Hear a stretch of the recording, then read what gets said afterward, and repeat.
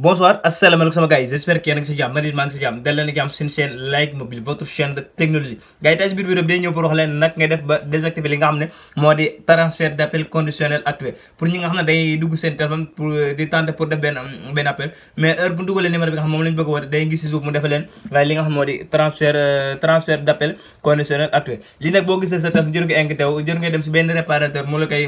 mu lay defaral sa téléphone bi voilà léegi yow lii boo gisee rek automatiquement rek mën nga ko dindi sa bopp bu fekkee ne seetaan nga vidéo bi étape par étape léegi première chose que li ngay njëkk a def léegi par exemple léegi avant que ñu wax naka leen koy dindee léegi boo ñëwee sa téléphone léegi par exemple boo tapé numéro pour woo ko léegi boo tapé numéro pour woo ko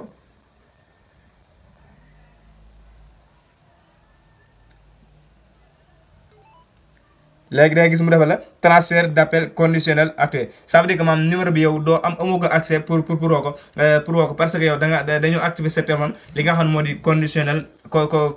activé maanaam conditionnel activé fekk yaa ngi activé sa téléphone wala fekk bu ñu ko activé sa téléphone fekk désactivé woo ko yow sa téléphone maanaam doo am accès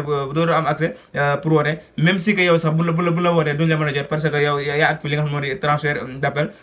conditionnel léegi première chose que li ngay njëkk a def léegi bu fekkee ne da nga dugg sa téléphone gis mu defal transfert d'appel conditionnel activé bi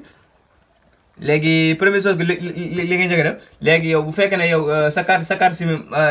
activé nga ko ba pare léegi yow da ngay enlever maanaam ça veut dire que yow da ngay dindi li nga xam ne moo sa puce bi léegi boo dindee puce bi nga jël benn téléphone boo xam ne yow sa puce bi mosoo ko see connecté ça veut dire que mosoo ko dugal si téléphone boobu léegi nga laati kay nga dugal ko léegi boo dugalee nga tapé numéro bi nga xam ne moom nga bëggoo boo dugalee automatiquement rek nga tapé numéro bi daal mu jàll rek xamal ni sa téléphone bi xamal ni téléphone bi moo am problème wala sa puce bi moom moo doñ mais boo duggee rek daa def appel bi rek mu defal la transfert d'appel conditionnel xamal ne loolu réglage boo xam ne dañ ko activer sa téléphone te c'est très simple pour nga dindi ko léegi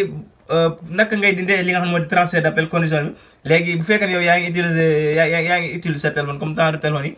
léegi boo duggee sa appel téléphonique léegi da ngay ñëw 3 points yi nekk si kaw léegi boo ñëwee 3 points yi nekk si kaw léegi ñëw paramètre léegi nga ñëw compte téléphonique léegi nga ñëw option free bi parce que si leen ko activé léegi nga ñëw transfert d'appel léegi nga ñëw transfert audio fii nag da ngay fii nag li nga xam ne maam yoon bi gudd maam da ngay vérifier ba xam sa téléphone bi dañ ko activé condition bi wala déet léegi boo duggee rek automatiquement da ngay gis mu def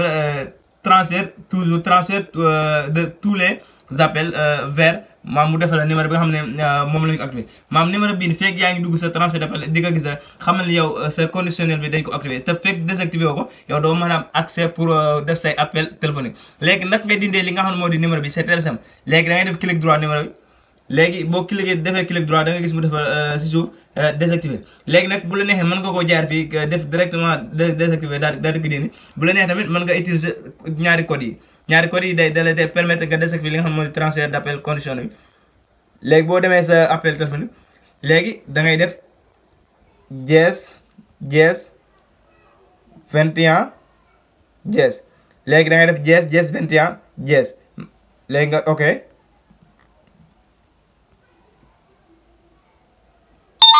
léegi boo ok automatiquement la lay defal transfert d'appel effacement réussi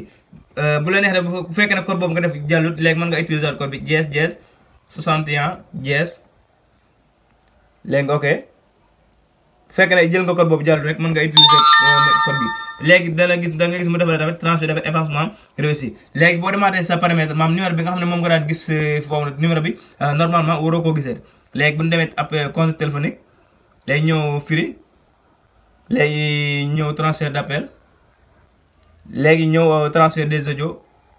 léegi bu ñu passé bu tijjee ko automatiquement numéro bi nga xam ne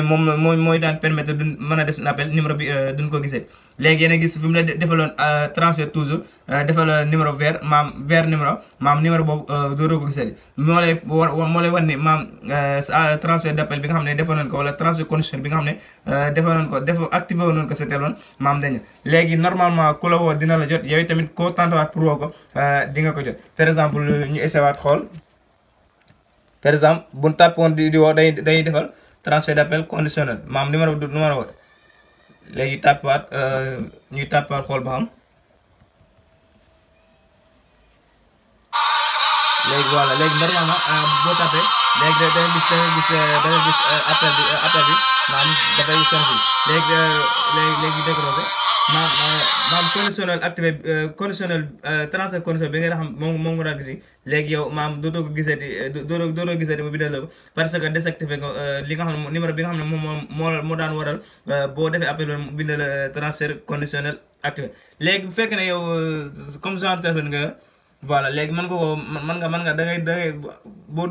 duggee sa téléphone ba pare léegi boo defee jees maam ñaari code yi ne waxoon 21 jees léegi boo ok léegi bu tëjee ko da ngay gis mu defal la transfert d'appel effacement réussi léegi mën nga ko jaaree tamit sa paramètre bu fekkee ne comme yaa ngi utiliser lii léegi da ngay ñëw sa paramètre ngay ñëw fi mu bindal application léegi nga clique application nga dem xool fi mu la defal téléphone léegi ñu xool fi mu bindal téléphone léegi ñu cliquer téléphone léegi bu ñu cliquer téléphone ñu ñëw stockage léegi ñu xool fi mu defal stockage ay données ñu cliquer stockage léegi nga ñëw supprimer les données léegi nga ñëw bës ok léegi boo bës ok nga def retour léegi nga ñëw cliquer fi mu la bindal forcer l'arrêt léegi nga laal def léegi nga def retour léegi boo defee retour léegi nag mën nga redémarrer li nga xam ne moo di mën nga redémarrer li nga xam ne moo di sa téléphone léegi sa téléphone boo ko redémarrer bu fayee ba tàkka rek da nga gis ne appel bi nga xam ne maam da nga gis ne appel bi nga xam ne maam transfert d'appel bi nga xam ne defal nañ ko da nga gis ne dañ na da nga mën a di continuer di def say appel normalement comme na nga daan defee voilà sama gars yi léegi noonu nag lay désactiver li nga xam ne moo di transfert d'appel conditionnel bi pour ñi nga xam ne dañ koy gis seen téléphone di inquiété wu di dem sur ay réparateur voilà ñu leen ko xoolal léegi boo xoolee vidéo bi étape par étape bi leen ko wax boo jaaree foofu da nga mën a désactiver li nga xam ne moo di sa li nga désactiver li nga xam ne moo di transfert d'appel conditionnel mais nag bu fekkee ne yow da nga def appel comme li nga wax sa commencement bi da nga def appel da nga def appel mu defal la transfert d'appel conditionnel ak activé bi léegi nga avant que ngay dem benn réglage da ngay jël piste bi nga xool ko si beneen téléphone léegi boo xool si beneen téléphone rek maanaam mu indi la normalement transfert d'appel bi maanaam di woote normalement xamal ne sa téléphone bi moo laaj ay réglage mais nag boo duggee mu defal la transfert d'appel conditionnel activé nga jël ko def ko si beneen téléphone mu defal la c'est la même chose que xamal ne piste bi lañ activé transfert d'appel conditionnel ça veut dire que maam loolu dina da lay permettre boo wootee du dem yow it bu la wootee du ñëw voilà léegi sama gars yi noonu rek lay désactiver transfert d'appel bi yaakaar naa vidéo bi ça vous intéresse léegi ñu ngi leen joxaat di day si beneen astuce ak si beneen vidéo ak Like Mobile jaa ngeen jëf à la prochaine.